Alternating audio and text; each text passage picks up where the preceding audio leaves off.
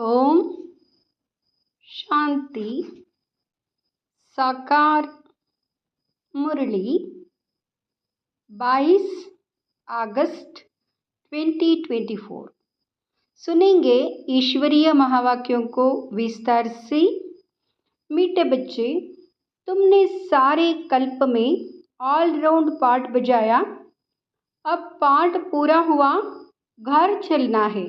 प्रश्न: तुम बच्चे अपने भाग्य की महिमा किन शब्दों में करते हो?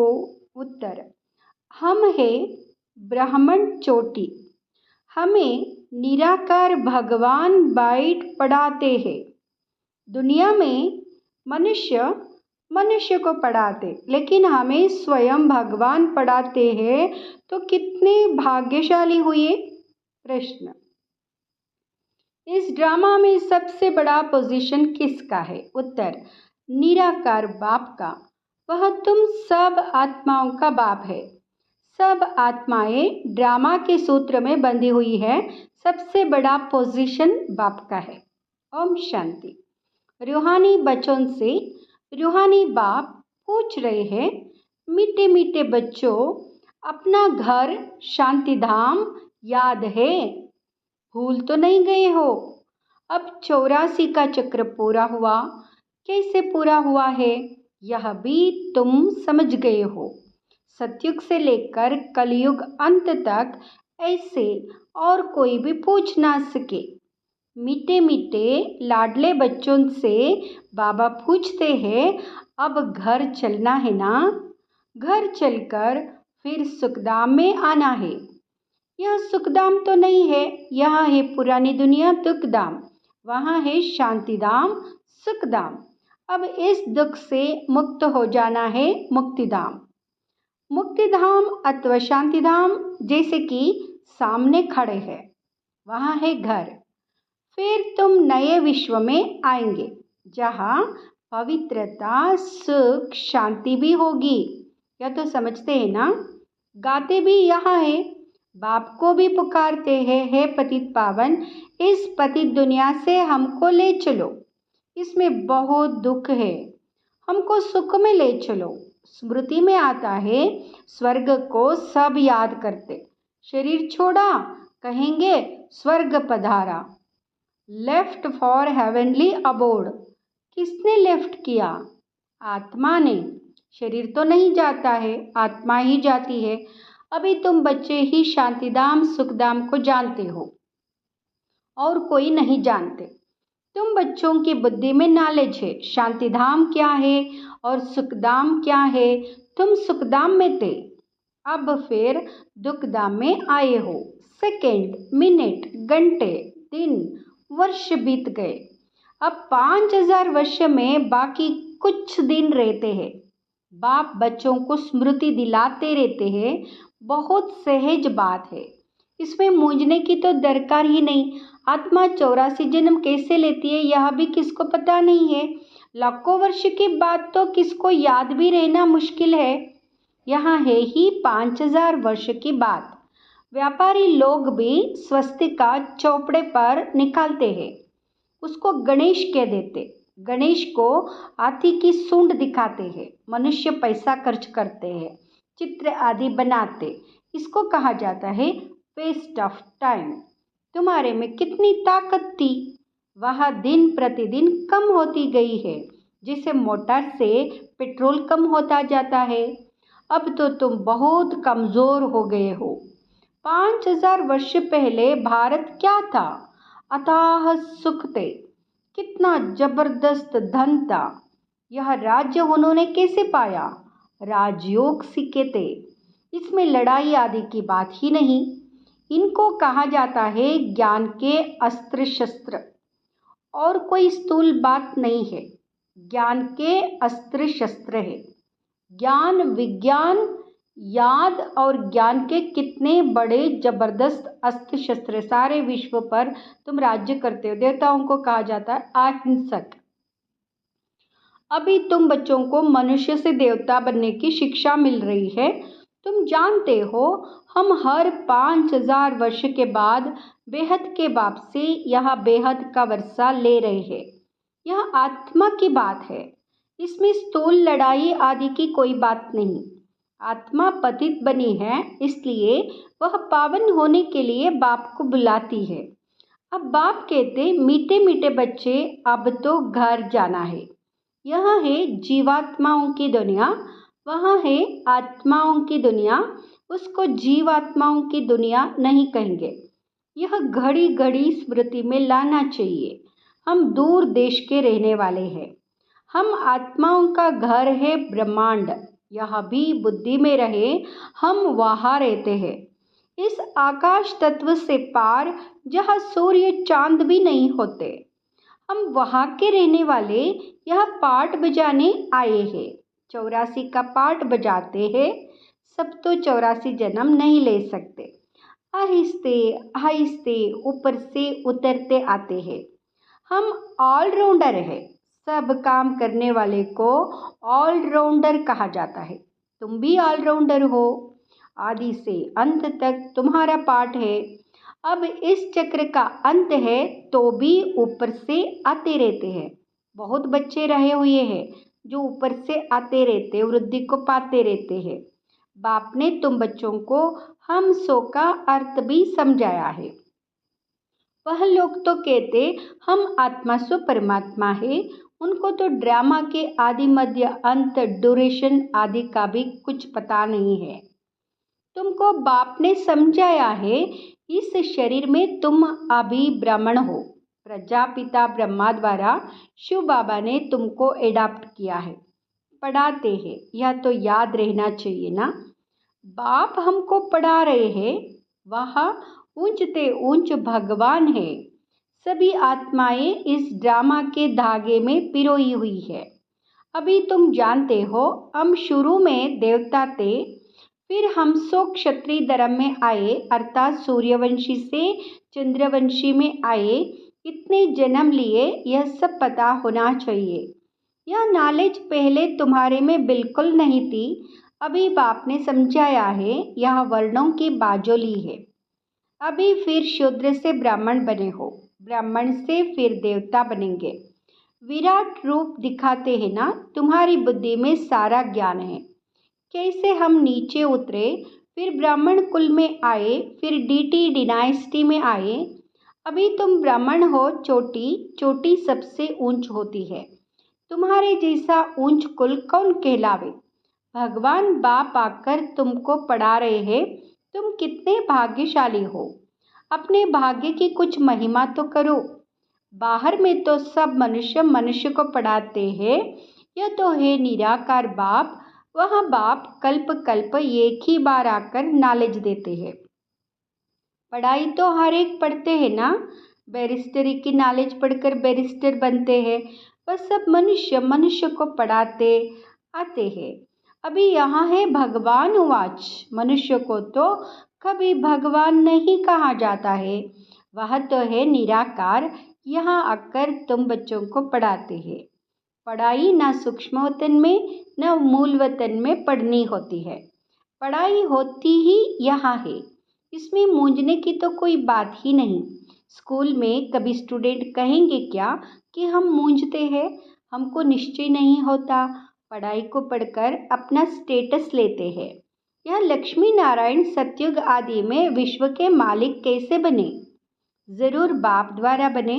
बाप तो सच बताएंगे। भगवान कोई रंग थोड़े ही बता सकते हैं। बड़ा भारी इम्तिहान है। इस समय तो है प्रजा का प्रजा पर राज्य। राजा रानी है नहीं, सतयुग में थे। अभी कलयुग अंत में है नहीं। इसको कहा जाता है पंचायती राज। गीता में लिख दिया है कौरव और पांडव। रूहानी पंडित तो तुम हो ना। सबको रूहानी घर का रास्ता बताते हो। वहाँ है तुम आत्माओं का रूहानी घर। रूह जन्म लेकर पाठ बजाती है। यह बातें तुम्हारे सिवाय और कोई नहीं जानते। ऋषि मुनि आदि कोई भी न रचता को न रचना के आदि मध्य अंत को जानते हैं। लाखों वर्ष कह देते, परंतु उनका भी कोई पूरा हिसाब किताब नहीं है। आधा आधा भी हो ना सके। पूरा आधा सुखदाम, फिर पूरा आधा दुखदाम। यहाँ है पति दुनिया विशेष और वहाँ है वाइसलेस। बाप कितना ऊंचते ऊंच है, परंतु कितना साधारण है। कोई बड़े आदमी ऑफिसर्स आदि से मिलते हैं तो उनको कितना रिगार्ड देते हैं। पतित दुनिया में पतित मनुष्य ही पतितों का दीदार करते हैं। पावन तो है ही गुप्त, बाहर से दिखाई कुछ नहीं पड़ता है। बाप को कहा जाता है नॉलेजफुल, ब्लिसफुल। सब बातें बाप में फुल है, इसलिए उनको ज्ञान का सागर कहा जाता है। हर एक मनुष्य के पोजीशन की महिमा अलग अलग है। वजीर को वजीर, प्राइम मिनिस्टर को प्राइम मिनिस्टर कहेंगे। यहाँ फिर है ऊंचते ऊंच भगवान। सबसे बड़ा पोजीशन है निराकार बाप का, जिसके हम सब बच्चे हैं। वहाँ हम सब बाप के साथ परमधाम में रहते हैं। वहाँ है घर। यहाँ सबको अपना अपना पार्ट मिला हुआ है। कोई एक जन्म का भी पार्ट बजाकर वापस चले जाते हैं। बाप समझाते हैं यह मनुष्य सृष्टि का वैरायटी झाड़ है। एक ना मिले दूसरे से। आत्मा तो एक जैसी है, बाकी शरीर एक ना मिले दूसरे से। नाटक भी दिखाते हैं जिसमें एक जैसी दो शक्ल बनाते, जिसमें मूंझ जाता है कि पता नहीं हमारा पति यहाँ है या यहाँ। यह तो बेहद का खेल है। इसमें एक ना मिले दूसरे से। हर एक के फीचर्स अलग अलग है। आयु बल एक जैसी हो, परंतु फीचर्स एक जैसे हो ना सके। हर जन्म में फीचर्स बदलते जाते हैं। कितना बड़ा बेहद का नाटक है, तो उनको जानना चाहिए ना। सारे सृष्टि के आदि मध्य अंत का ज्ञान तुम्हारी बुद्धि में है। हर एक का ड्रामा में जो पार्ट है वही बजाएंगे। ड्रामा में कोई रिप्लेस हो नहीं सकता। बेहद का ड्रामा है ना। जन्म लेते रहते सबके फीचर्स अलग अलग है। कितने वेराइटी फीचर्स है। यह नॉलेज सारी बुद्धि से समझने की है। कोई किताब आदि है नहीं। गीता का भगवान आत्मिक गीता ले आता है। आत्मिक गीता ले आता है क्या? वह तो ज्ञान का सागर है। पुस्तक तोड़े ही ले आया। पुस्तक तो भक्ति मार्ग में बनते हैं। तो यह सब ड्रामा में नोंद है। एक सेकंड ना मिले दूसरे से। तुम बच्चों को तो सब समझा दिया। चक्र पूरा हो फिर नए सिर शुरू होगा। अभी तुम पढ़ रहे हो। बाप को भी तुम जान गए हो, रचना को भी जान गए हो। मूल वतन से यहाँ आते हो पाठ बजाने। स्टेज कितनी बड़ी है, इनका कोई माप नहीं हो सकता। कोई भी पहुँच नहीं सकते। सागर और आकाश का कोई अंत नहीं पा सकते, इसलिए बेअंत गाया जाता है। आगे इतनी कोशिश नहीं करते थे, अभी कोशिश करते हैं। साइंस भी अभी है, फिर कब शुरू होगी? जब उन्हों का पाठ होगा। तो इतनी यह सब बातें शास्त्रों में थोड़े ही है। सुनाने वाले के बदले सुनने वाले का नाम डाल दिया है। यह काली आत्मा, वह गोरी आत्मा। काली आत्मा इनके द्वारा सुनकर गोरी बनी है। नॉलेज से कितना उच्च पद मिलता है। यहाँ है गीता पाठशाला। कौन पढ़ाते हैं? भगवान राजयोग सिखाते हैं अमरपुरी के लिए, इसलिए इसको अमर कथा भी कहा जाता है। जरूर संगम युग पर ही सुनाई होगी।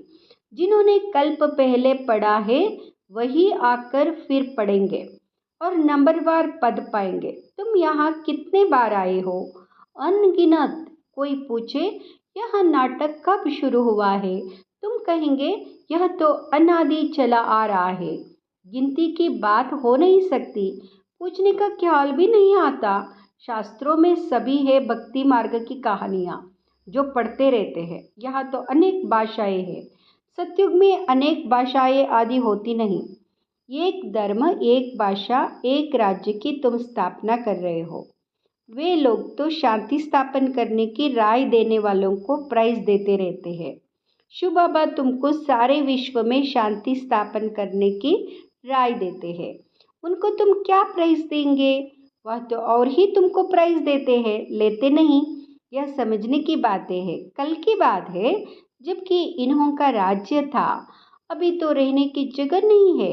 वह तो 2-3 मंजिल बनाने की भी दरकार नहीं रहती, लकड़े आदि की दरकार नहीं, वह तो सोने चांदी के मकान होते हैं, साइंस के जोर से जट मकान बन जाते हैं। यह तो साइंस से सुख भी है दुख भी है, इससे सारी दुनिया खलास हो जाएगी। इसको कहा जाता है फॉल ऑफ पंपिया। माया का कितना पंप है। साहूकारों के लिए तो जैसे स्वर्ग है, इसलिए वह तुम्हारी बात भी नहीं सुनते। आगे तुम भी नहीं जानते थे, यह तो बाप आकर डायरेक्ट तुमको पढ़ाते हैं। बाहर में तो फिर भी बच्चे पढ़ाते हैं, मित्र संबंधी आदि भी याद आते रहते हैं। यह तो बाप बैठ समझाते हैं, दिन प्रतिदिन तुम याद की यात्रा में पक्के होते जाएंगे। फिर तुमको कुछ भी याद नहीं आएगा, सिर्फ घर और राजधानी याद आएगी। फिर यह नौकरी आदि याद नहीं आएगी। मरेंगे ऐसे जैसे बैठे बैठे 8 फेल होते हैं। दुख की बात नहीं, हॉस्पिटल आदि तो कुछ भी नहीं होंगे।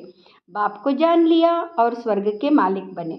तुम्हारा तो हक है, सबका नहीं, क्योंकि स्वर्ग में तो सब तो नहीं आएंगे ना। अच्छा, मीठे मीठे सिकिलदे बच्चों प्रति माता पिता बाप दादा का याद प्यार और गुड मॉर्निंग। रूहानी बाप की रूहानी बच्चों को नमस्ते।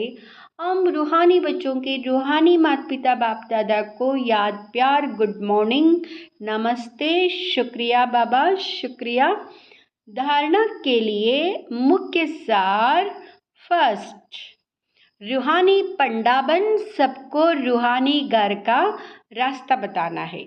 ज्ञान और योग के अस्त्र शस्त्र से सारे विश्व पर राज्य करना है। डबल हिंसक बनना है। दूसरा, 84 जन्मों का ऑलराउंड पार्ट बजाने वालों को अभी ऑलराउंडर बनना है, सब काम करने हैं। बेहद के वैरायटी ड्रामा में हर एक एक्टर का पार्ट देखते हुए हर्षित रहना है। वरदान, अविनाशी उमंग उत्साह द्वारा तूफान को तोहफा बनाने वाले श्रेष्ठ ब्राह्मण आत्मा भाव। अविनाशी उमंग उत्साह द्वारा तूफान को तोहफा बनाने वाले श्रेष्ठ ब्राह्मण आत्मा भाव। उमंग उत्साह ही ब्राह्मणों की उड़ती कला के पंख है। इन्हीं पंखों से सदा उड़ते रहो। यह उमंग उत्साह आप ब्राह्मणों के लिए बड़े से बड़ी शक्ति है। नीरस जीवन नहीं है, उमंग उत्साह का रस सदा है। उमंग उत्साह मुश्किल को भी सहज कर देता है। वे कभी दिल शिकस्त नहीं हो सकते। उत्साह तूफान को तोहफा बना देता है। उत्साह किसी भी परीक्षा व समस्या को मनोरंजन अनुभव कराता है। ऐसे अविनाशी उमंग उत्साह में रहने वाले ही श्रेष्ठ ब्राह्मण है। स्लोगन, शांति की वास्तुदूप जगा कर रखो तो अशांति के बाद समाप्त हो जाएगी। शांति की वास्तुदूप जगा कर रखो तो अशांति के बाद समाप्त हो जाएगी। ओम शांति।